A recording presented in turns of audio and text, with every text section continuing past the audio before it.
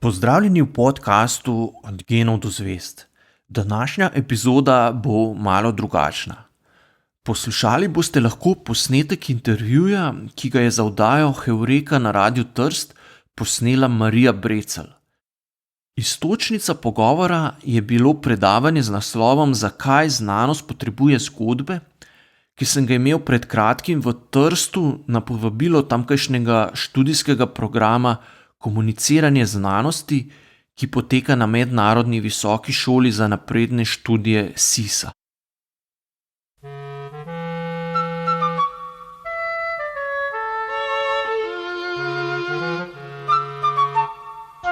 Heureka.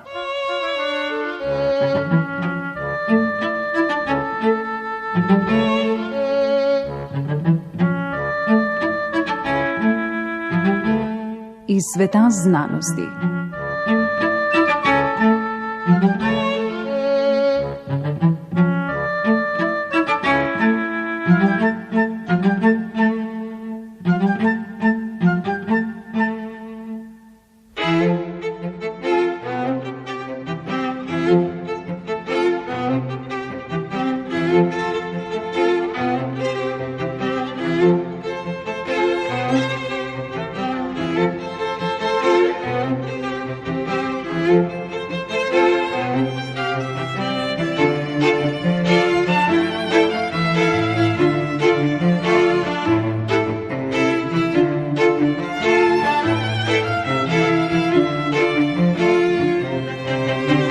V prejšnjih dneh so v Trstu potekala srečanja iz niza Šenca in Virgora, ki ga vsako leto prireja master za popularizacijo znanosti Mednarodne visoke šole za napredne študije SISA.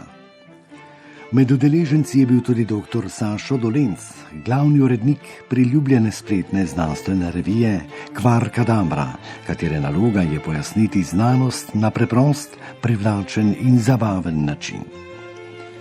Dr. Dolenc je tudi avtor 12 knjig in več kot 400 znanstvenih esejev o medsebojnem vplivu znanosti, filozofije in zgodovine idej. Njegovi prispevki so bili objavljeni v glavnih nacionalnih časopisih in revijah. Njegova knjiga Od genov do zvezd, osupljive zgodbe iz sveta znanosti, je prejela nacionalno nagrado za najboljšo mladinsko izobraževalno knjigo leta. Kot darilo za zaključeno značko za branje je bila natisnjena v 9500 izvodih. Njegova angleška knjiga Kako star je čas, genij, ki ni nikoli obstajal, in človek, ki je štel neskončnost, je bila doslej prenesena na več kot 30.000 Kindle naprav iz knjigarne Amazon.com. V Trstu je dr. Dolenc predaval na temo Zakaj znanost potrebuje zgodbe, in to je bilo tudi vprašanje, s katerim začenjamo naš intervju.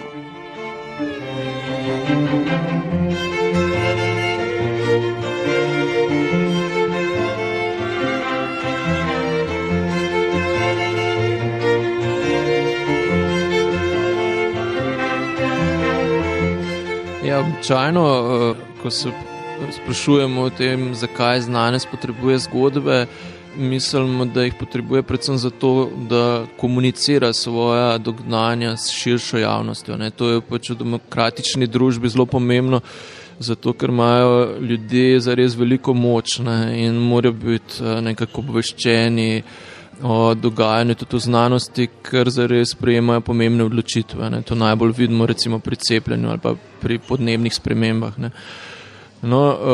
To je en vidik, ampak tisto, kar sem poskušal v tem predavanju predstaviti, je pa še en drug vidik, zakaj so zgodbe pomembne za samo znanost.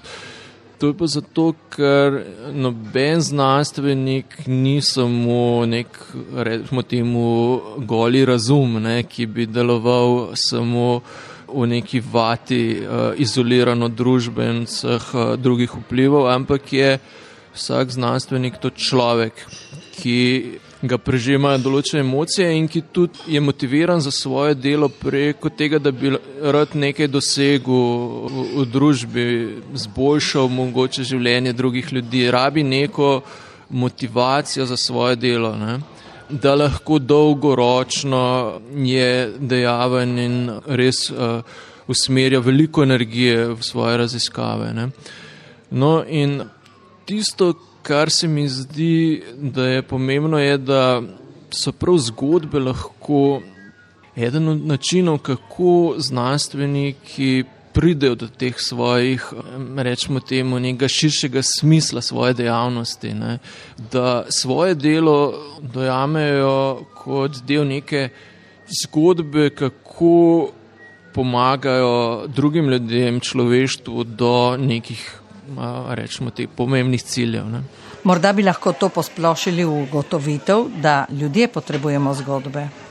Ja, seveda, vsakdo rabi nek smisel, ne? In zgodbe so ponavadi tisto, kar povezuje emocije z nekim razumskim potekom dogodkov, ne? In vsak človek potrebuje nek način, kako se vedno znova motivira za tudi težke preizkušnje, ne? In v znanosti je to zelo podobno kot kjerkoli drugje. Ne? Ti ponavadi, če se lotiš nekega projekta, je običajno več let traja, da prideš do prvih rezultatov, ki so morda taki, da jih lahko pokažeš tudi drugim. Ne? In ves ta čas se moraš najti neko notranjo motivacijo za delo in zgolj to, da si ti del nekega pogona, ne, znanstvenega, se je izkazalo zadnje čase, da ni dovolj. Ne.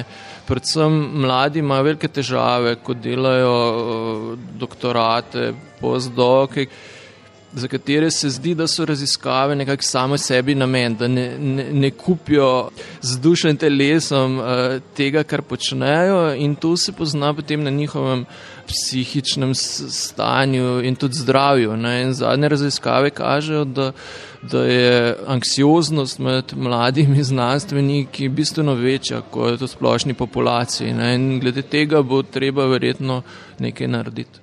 In tu se dodaja zgodba o tako imenovanih nepotrebnih službenih mestih oziroma o službah, ki so same sebi namen. Ja, pred nekaj leti je en ameriški antropolog objavil zelo zanimiv esej, ki ga je naslovil o bullshit jobs, ne, o nesmiselnih delovnih mestih, ki so same sebi namen. Ne. In je postal njega je presenetilo, koliko je postal popularen, koliko ljudi se je identificirano s tem, da hodijo v službo zgolj zato, da ustvarjajo vtis, da nekaj počnejo, ne, in da ta vtis širijo tudi na svojega šefa in na druge, zares pa ne delajo nič takega, kar bi bilo za družbo ali pa za druge pomembno, in tudi družba ne bi bila nič na slabšem, če teh delovnih mest ne bi bilo. In to niso neka delovna mesta, ki so slabo plačana, ampak ponavadi delovna mesta, ki so dobro plačane, ki opravljajo zelo kvalificirani ljudje, ki pa so res, rečemo temu, nimajo nekega globega smisla. Ne. In potem ko je objavil ta esej, se je nanj usula ploha imel sporočil z celega sveta, kjer so mu ljudje sporočali razne zgodbe, kaj vse počnejo in kako trpijo v svojih službah, ki so sicer res dobro plačane, ampak marsikdo je potem šel raj na slabše plačano delovno mesto, ker ni več zdržal tega, da počne stvari, ki nimajo smisla. Ne. In potem je z tega napisal neko kar daljšo knjigo, ki je šla lansko leto in je zdaj tak mednarodni bestseller. Lahko se zgodi pravzaprav oboje, ali da se ti zdi tvoje oziroma delo koga drugega nesmiselno, v resnici pa le ne znaš v njem najti smisla, lahko pa je neka služba v resnici sama sebi namen. No, tisto, kar sem nekako poskušal povedati na tem predavanju, je, da se velikokrat pokrije to, da znaš povedati neko zgodbo o svojem delu s tem, da ima tvoje delo nek smisel. Ne?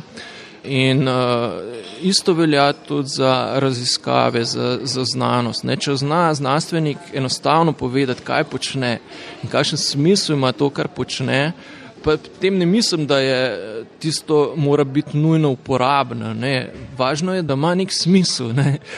In v takem primeru je potem tudi on sam ponavadi, ali pa ona, ne, zadovoljen s svojim delom in tudi lahko ga upravlja dolg časa, kar je seveda pomembno, da kaj odkrije.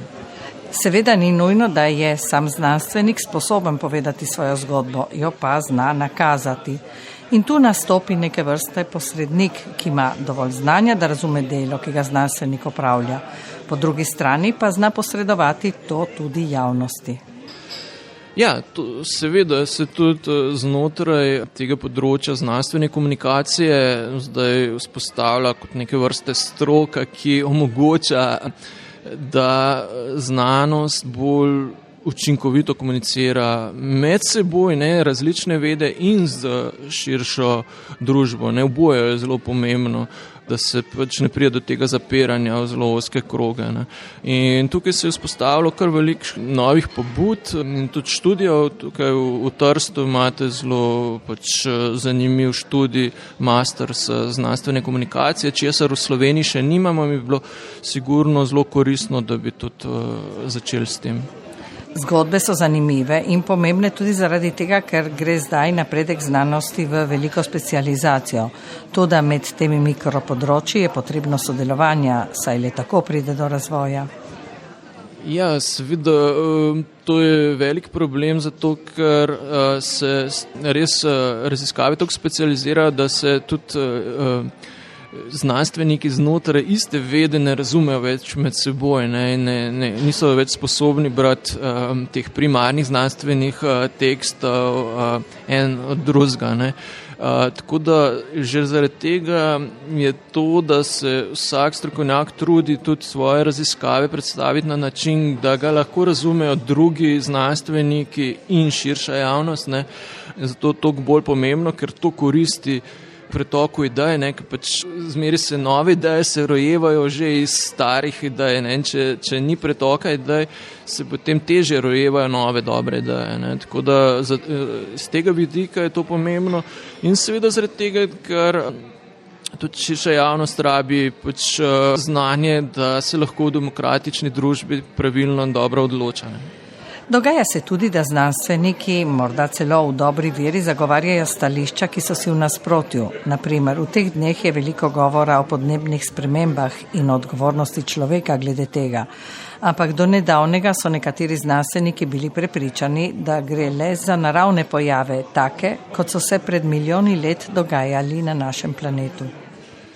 Ja, seveda, včasih pride do napačnih interpretacij zaradi tega, ker v znanosti je vseeno drugače, se ceni to, da ti vsako stališče poskušaš pokazati, da je morda v argumentaciji določena napaka, ker znanost tako napreduje, da res temeljito preuči vsako stvar.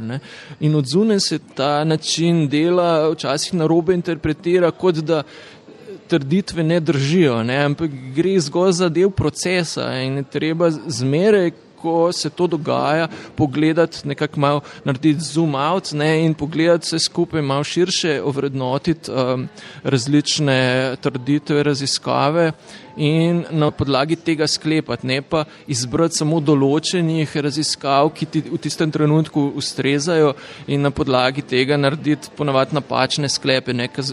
Velikokrat se da najti v množici raziskav neko osnovo za skorda katerokoli trditev. In to je tisto, kar velikokrat ljudje, ki niso nekako šolani v znanosti, ne razumejo. Da ti kot strokovnjak zmeri narediš pregled čez področjem in iz tega sklepaš, ne iz posamezne raziskave.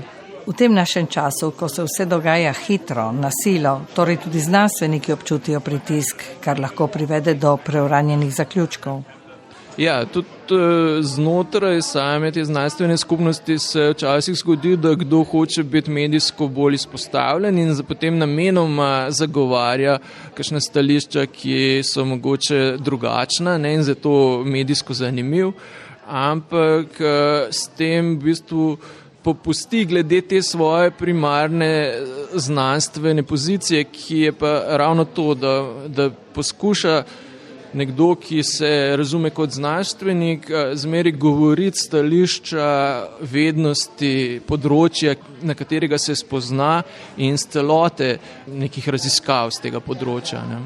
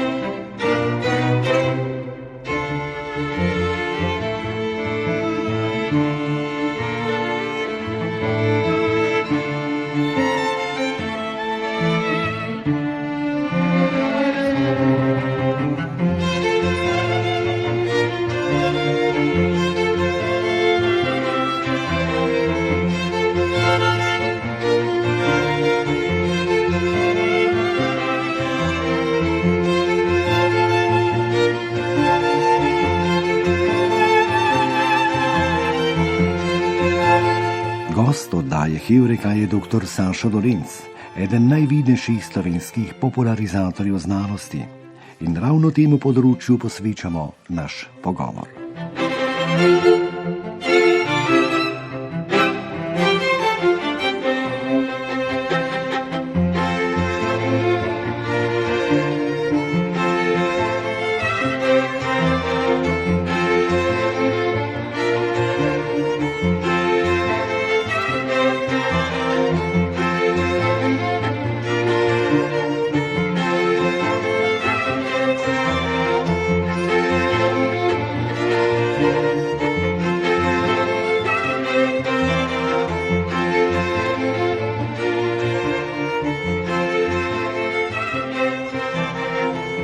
Zdaj pa bi vas, dr. Dolenc, prosila, da nam poveste, katero zanimivo zgodbo, morda iz preteklosti, v katero so včasih vpletene tudi zelo znane osebnosti. Ja, v tem predavanju sem omenil Alberta Einsteina, ki je bil kot študent, že takrat je bil nekaj posebnega, ne, zato ker se nekako ni uspel vključiti v takratni zelo hierarhično organiziran nemški univerzitetni sistem. Ga so zanimale zelo aktualne raziskave, ko je prišel na takrat verjetno eno od najboljših univerz švicarskih. Ne. In mu je bilo dolg čas, ker je moral se učiti stvari, ki jih je že vedel, in je potem raje stal doma in bral zadnje raziskave, in hodil v bližnjo kavarno in si tam sam organiziral študij. Ampak profesori so to napačno interpretirali, kot da je len in da si želi čim bolj enostavno priti do diplome, zato so mu potem škodovali, in prav zaradi tega dolgo časa je dobil potem slabše ocene na diplomskem izpitu in dolgo časa ni mogel dobiti akademske službe. Ampak na koncu se je zanj vseeno vse skupaj kar dobro izšlo. Vse se je išlo dobro in v teh dneh so nekako njegovo teorijo potrdili, saj so objavili sliko črne luknje. Ja, to pa je res velik dosežek, da je človeštvo sposobno stvariti, narediti z veliko dela, z ogromno podatki, sliko, ki je primerljiva, če sem prav razumel, kot da bi kovanec slikal iz Evrope v New Yorku. To je res fenomenalno. Z človeškega vidika je bila posebno pretresljiva zgodba znanega matematika, ki ste jo predstavili v Trstu. Ja, omenil sem še enega kar pomembnih matematikov 20. stoletja, ki pa je bil pač nagrajen z vsemi temi najvišjimi nagradami v rangu Nobelove nagrade za matematiko. Potem pa v nekem trenutku izgubil nekak smisel to, kar počne, in šel v hribe, v Pirineje, tam nekje med Francijo in Španijo, in zadnja desetletja svojega življenja preživel kot samotar, odmaknen od civilizacije, in ni dovolil, da mu niti dostavljajo pošto, če se je izoliral in dal je pa vedeti, da nekako misli, da znanost in civilizacija gresta v neko smer, ki njemu ni blizu. Verjetno bi bilo pomembno, da bi v znanstvenih in raziskovalnih ustanovah začeli razmišljati o teh temah. Ne vem, če gre tu recimo za psihološko pomoč ali kaj podobnega. Saj so podatki o mladih, ki zelo težavno doživljajo svoj doktorat, pravzaprav zaskrbljujoči. Ja, mogoče najbolj tak očiten primer izgorevanja, kot se reče temu, v službah so zdravniki. In ko so delali raziskavo, zakaj pride kar naenkrat do izgorevanja pri zdravnikih, čeprav delajo veliko že vse skozi, kaj se je zdaj spremenilo. In so ugotovili, da se je bistveno s prehodom na računalnike, da se je bistveno povečala birokracija, ki jo morajo sami zdravniki izvajati, zato ker morajo med pogovorom z pacientom izpolnjevati formularje. In se potem včasih že tako, da morajo ves čas gledati v računalnik, sploh ni več osebnega kontakta s pacientom in marsikaj je treba izbrati, recimo, sploh ni tako, da bi lahko diagnozo napisal s svojimi besedami, ampak mora izbrati že prej izbrane možnosti, in na ta način imajo bistveno več dela za slabši končni rezultat, in v tem ne vidijo smisla. In to med drugim povzroča izgorevanje, ker izgorevanje ni samo preobilica dela, ampak preobilica dela, v katerem človek ne vidi smisla. Ker če ti veliko delaš in te potencialni cilj, v katerega prihajaš, navdaja z zadovoljstvom, potem brez težav to zdržiš. Če pa ne vidiš nekega končnega rezultata, ki bi te navdajal z veseljem, potem pa pride do izgorevanja.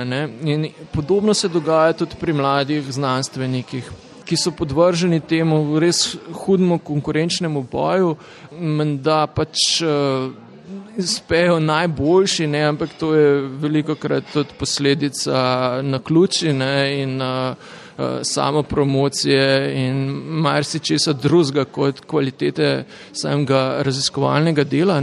Tako da je tukaj neko okolje, ki vodi do izgorevanja in do teh psihičnih problemov in tega se bo morala znanstvena skupnost praslej zelo intenzivno lotiti. Vam je, dr. Dolenc, znano, če se kdo v svetu s tem resno ukvarja? Ja, zaenkrat mislim, da se širi zavedanje, da je to problem. Delajo se raziskave o tem, koliko je to sploh razširjeno, ampak nisem pa še videl, da bi se spreminjala sama ta mentaliteta, kaj sploh pomeni biti znanstvenik, a je skoraj ena karierna pot, ta prava pot odličnega znanstvenika, ali mogoče so možne različne poti, ki so vse enako vredne, ne da so drugi odpadniki, kot se zdaj velikokrat nekako dojema, tako a si objavljaš v najboljših revijah, najbolj citirane raziskave ali pa nisi pravi znanstvenik. Mislim, da je prav družbena vloga znanstvenika bistveno širša, kot je zgolj ta mentaliteta tega, kaj je danes v raziskovalnih krogih razumljeno kot pravi znanstvenik. Prav gotovo se je z nastopom spleta in njegovih aplikacij to stanje pravzaprav še bolj kompliciralo. Vsi znanstveniki so na primer skorajda obsedeni z Google citati in podobnimi bazami, v katerih so zbrani navedki iz njihovih del. Ja, v bistvu je ta informatizacija prinesla to, da se bistveno lažje izvaja razno štetje citatov, objav, raznih kako je nekdo produktiven, in se potem poskuša hierarhija znotraj znanosti ustvarjati na podlagi raznih algoritmov, ki štejejo produktivnost posameznika. In tukaj je neka napačna predpostavka, da lahko algoritem zamenja tisto, kar je bila prej domena stroke. To se pravi, tisti, ki je strokovnjak za neko področje, ni ocenjeval le drugih idej, ampak tudi druge strokovnjake, ne, koliko so oni primerni, da govorijo stališča določene vednosti. Ne. To se pa zdaj poskuša delegirati na algoritme, ampak zadeva ne deluje. Ne. Mislim, tukaj v Sloveniji imamo strašen problem, ker so vsi postali prepričani, da smo premajhni, da bi lahko učinkovito vrednotili en drugega. In se je vse zvedlo samo na algoritme. In potem imamo zdaj poplav teh, ki so uspešni v tem, da ustvarjajo videz strašne znanstvene produkcije, čeprav včasih nihče zares ne ve, kaj sploh počnejo. Ne? In lahko pridejo tudi do najvišjih državnih nagrad za znanstvene dosežke, čeprav ko poskušaš razumeti, kaj dejansko počnejo, vsi rečejo, ja, če je pa uspel prepričati ta algoritem, potem pa že je nekaj na tem, ne? Ampak nihče pa ni tisti, ki bi rekel, jaz z vso svojo strokovno avtoriteto stojim za tem, da je to, kar on počne, res ima neko znanstveno vrednost. Ne? In če na vrhu ni tega zavedanja, ne, potem je to res simptom neke zelo hude krize. Ta kriza je nastala tudi zaradi tega, ker se domneva, da ko odloča, recimo tako stroj, ni ali naj ne bi bilo favoritizmov. No, seveda, to je predpostavka, da je to bolj objektivno, ne? Ampak problem je v tem, ker je pa zmeraj izbira, vsak algoritem nekdo sprogramira, ne? Nekdo postavi kriterije, ne? In zdaj v bistvu se bije bitka v tem, kako so postavljeni te kriteriji, da bodo algoritmi delovali v tvojo korist. Ne? Tako da se nismo izognili temu problemu, ampak smo ga samo prestavili na drug nivo. Problem je pa v tem, da nikomur ni treba prevzemati odgovornosti za odločitve. Ne? To je pa zdaj slabše kot prej, ko je pač moral nekdo prevzeti odgovornost in za tem stati. In mislim, da se bomo morali preslej vrniti nazaj k temu, da bo vsaj za pomembne odločitve treba prevzeti odgovornost. Morda pa gre za neke vrste iluministično vero, da je nekaj, kar je aseptično, boljše. Ja, to je pač neka mogoče duh dobe, ker smo pripričani, da so algoritmi nevtralni, ne, ampak zmeraj se moramo zavedati, da so algoritmi tudi posledica določenih izbir, ki so mogoče niso toliko očitne, ne, ampak so tudi v ozadju. In to se zdaj že, mislim, da več ali manj kar dobro zavedamo pri, Facebooku in pri teh družbenih medijih, ne, da vemo, da tisto, kar nam te mediji servirajo, veliko krat ni objektivna predstavitev realnosti, ampak je zadaj nek drug namen. Ne. Ampak če se tega zavedamo, lahko seveda še zmeraj te medije zelo koristno uporabljamo. Ne. In verjetno bomo morali tudi na druga področja, kot je recimo vrednotenje znanstvenega dela, uvesti to zavedanje, ne, da to je samo en del mogoče celotne zgodbe. Doktor Dolenc, kako pa se delo vseh teh, ki se tako ali drugače ukvarjamo s popularizacijo znanosti, vključuje v ta širši okvir? Ja, mislim, da po svetu so v okoljih, kjer tudi ta akademska sfera se že bolj zavedla tega problema, so že našli načine, kako se raziskovalci, znanstveniki in tudi novinarji vključujejo v ta sklop.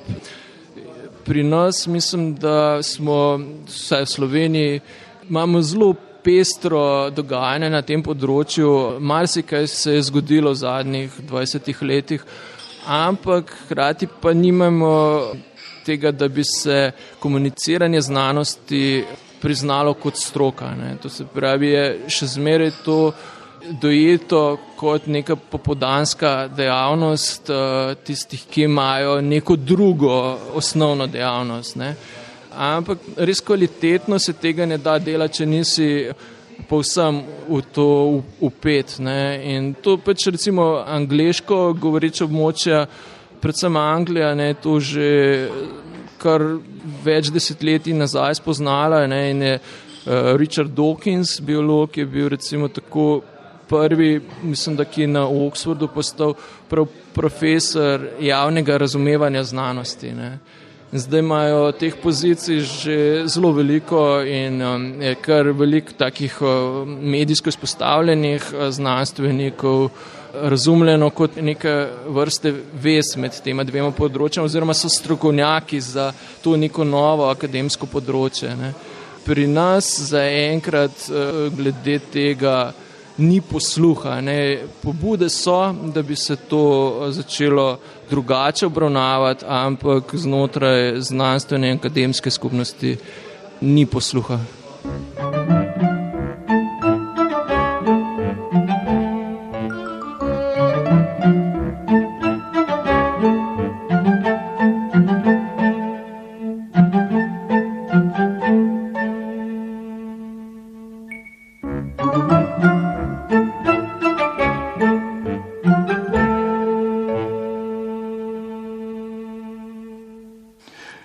Na sporedu je bila oddaja Niza Hjureka, v kateri smo gostili dr. Saša Dolinca, ki ga lahko na kratko označimo za eno izmed najpomembnejših osebnosti sveta popularizacije znanosti v Sloveniji.